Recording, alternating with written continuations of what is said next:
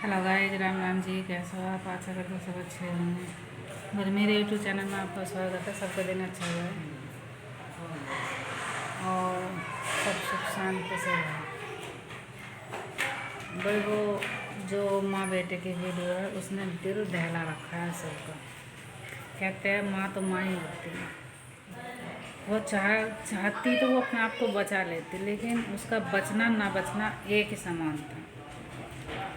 अच्छा हुआ वो अपने आप नहीं बची, क्योंकि वो बच भी जाते और उसका बच्चा मर भी जाता ना, तो वो फिर भी एक मरने के ही बराबर थी, क्योंकि अपने बच्चे के बिना माँ कभी नहीं जी सकती। इसलिए उसने कोशिश करी, शायद वो अपने बच्चे को बचा ले। अगर वो बचा लेती ना और बच जाता, ऊपर वाला अपना मेहर उन पर फेर देता या अपनी नज़र उनकी तरफ कर लेता, तो एक मिसाल बन जाती, उसका एक हौसला बन जाता कि देखो इतनी परेशानी में मैंने अपने बच्चों को बचा लिया। अगर वो बच के बाहर खुद आ जाते, उसका बच्चा अंदर ही रह जाता, तो उसके मन में सिर्फ यही उठता रहता सवाल कि शायद मैं एक कोशिश कर लेती तो मेरा बच्चा बच जाता। शायद मैंने कोशिश ही नहीं करी, शायद मैं उसे वहीं छोड़ आई और मैं अकेले बाहर आ गई। लेकिन उसने बहुत अच्छा किया। वो ही क्या, हर माँ यही करती जो उसने किया। क्योंकि औरत हर दर्द बर्दाश्त करती है, लेकिन औलाद का दर्द कभी बर्दाश्त नहीं कर सकती। क्योंकि शादी के बाद उसका अगर कुछ ससुराल में है तो सिर्फ उसकी अपनी संतान, बाकी और कुछ भी नहीं है। क्योंकि उसके सब रिश्ते नाते सब झूठे झमेले हैं।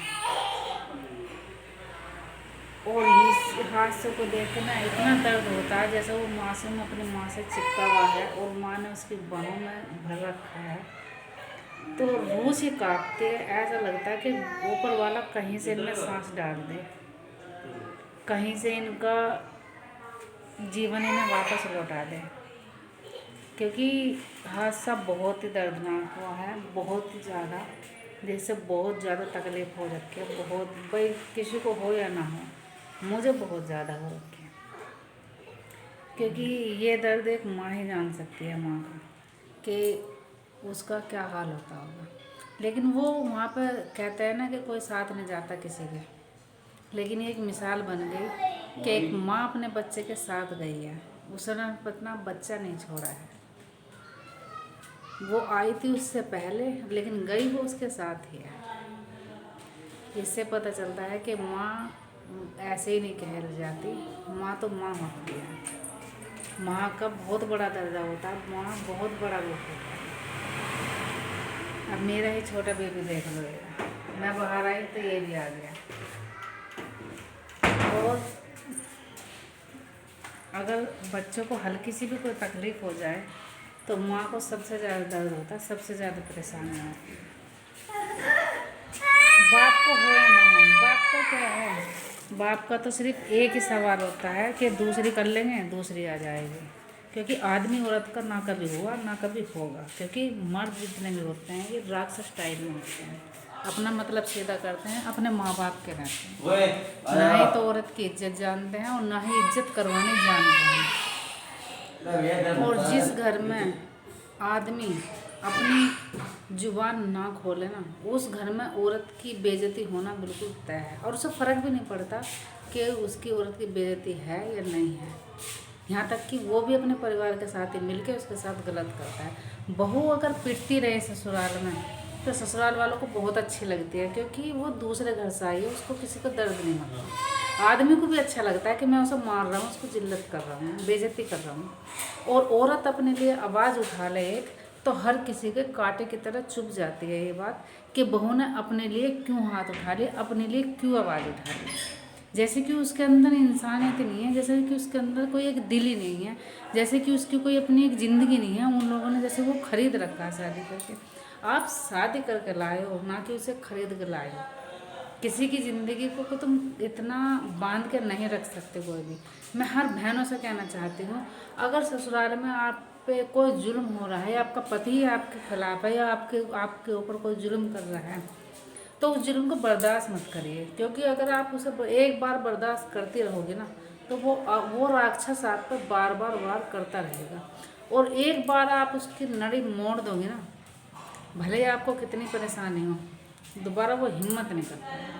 तो ये लड़ाई तुम्हें खुद लड़नी है, क्योंकि कुछ राक्षसों के बीच वो भी अकेली रह जाती हैं, अकेली पड़ जाती हैं। भाई तुम्हारा परिवार अपने तुम्हारे साथ तो आता नहीं है, तुम अकेले ही चल के आती हो। तो अपनी ही सुरक्षा तो तुम्हें खुद ही करनी पड़ती है ना, अपनी भी और अपने बच्चे की भी। अगर तुम्हें अपना भविष्य और अपनी सुरक्षा रखनी है तो अपने डोर को तुम्हें मजबूत रखना पड़ेगा, अपने दिल को तुम्हें मजबूत करना पड़ेगा, अपना हौसला ऊंचा करना पड़ेगा, ताकि किसी के आगे तुम झुको ना। झुको, सही के आगे झुको, गलत के आगे बिल्कुल मत झुको। क्योंकि कुछ राक्षस ऐसे पैदा हैं इस धरती पर कि इंसान को हमेशा झुकाना जानते हैं, खुद झुकना नहीं जानते। लेकिन जितना तुम झुकोगे, जितना अपना आप को गिरोगे, उतना तुम गिरते चले जाओगे। तो मैं उस माँ के लिए बहुत ऊपर वाले से यही प्रार्थना करती हूँ कि हे मेरे मालिक, उन्हें दूसरा जीवन दान दे और एक ही घर में दे, और माँ बेटे का ही वो दे। क्योंकि उस माँ ने अपने बच्चे के लिए इतना संघर्ष किया है, और जिस तरीके से वो बाहों में जकड़ा हुआ है ना, तो रूह से काँप जाते हैं, दिल भी काँप जाता है। ऐसा लगता है कि ऊपर वाला काश इनमें सांस फेर देता तो कितना अच्छा रहता। लेकिन होना तो वही होता है जो ऊपर वाला चाहेगा, क्योंकि वो इस तरीके की मौत लिख देता है कि किसकी किस तरीके से होनी है। लेकिन उस बच्चे के साथ ही बहुत गलत हुआ, उस माँ के साथ ही बहुत गलत हुआ। उस नादान बच्चे ने तो कुछ देखा ही नहीं है। लेकिन अगर वो उसे छोड़ के भी आ जाती तब भी वो उससे ज़्यादा, कहीं ज़्यादा तड़पती, क्योंकि उसमें मैं ही क्यों ना हूँ। अगर कोई परेशानी आएगी तो मैं भी तो अपने बच्चों को बचाने की सोचूंगी ना, ये नहीं सोचूंगी कि मैं अपने जान बचाऊँ, क्योंकि अपने बच्चे में अपने जान बचते। जान तो वहाँ है, इस शरीर को कहाँ लेके जाना है। तो दोस्तों, मेरी वीडियो को ज़्यादा से ज़्यादा शेयर कीजिए, लाइक कमेंट कीजिए, सब्सक्राइब कीजिए, और किसी का जुल्म और अत्याचार बिल्कुल मत सहिए।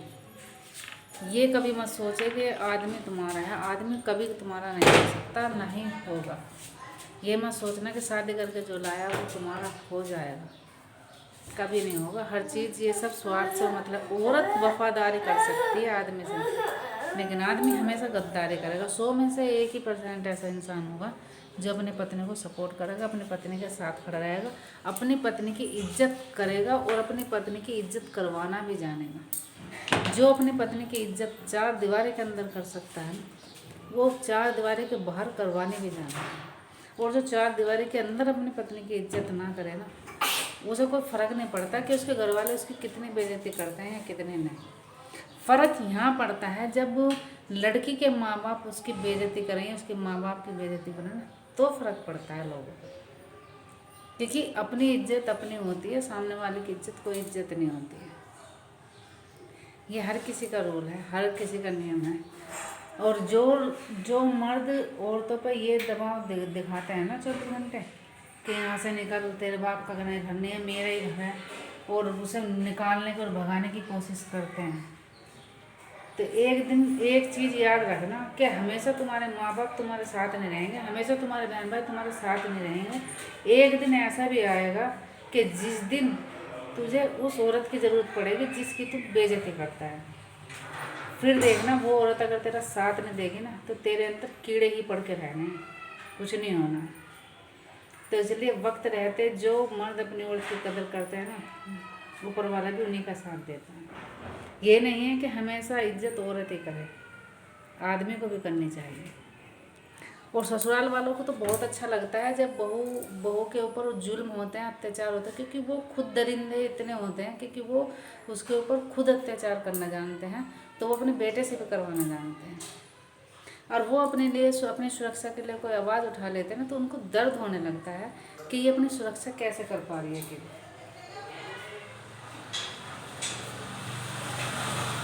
तो भाई वीडियो को ज़्यादा से ज़्यादा शेयर कीजिए, जितना हो सकता है, लाइक कमेंट सब्सक्राइब सब कुछ कर दिए। और आज के लिए इतना ही, मिलती हूँ नेक्स्ट ब्लॉग में। मेरी वीडियो को ज़्यादा से ज़्यादा शेयर कीजिए दोस्तों, बस मैं आप लोगों से यही चाहती हूँ, सपोर्ट करो, जितना हो सके उतना करो। आज के लिए इतना ही, मिलती हूँ नेक्स्ट ब्लॉग में, बाय बाय।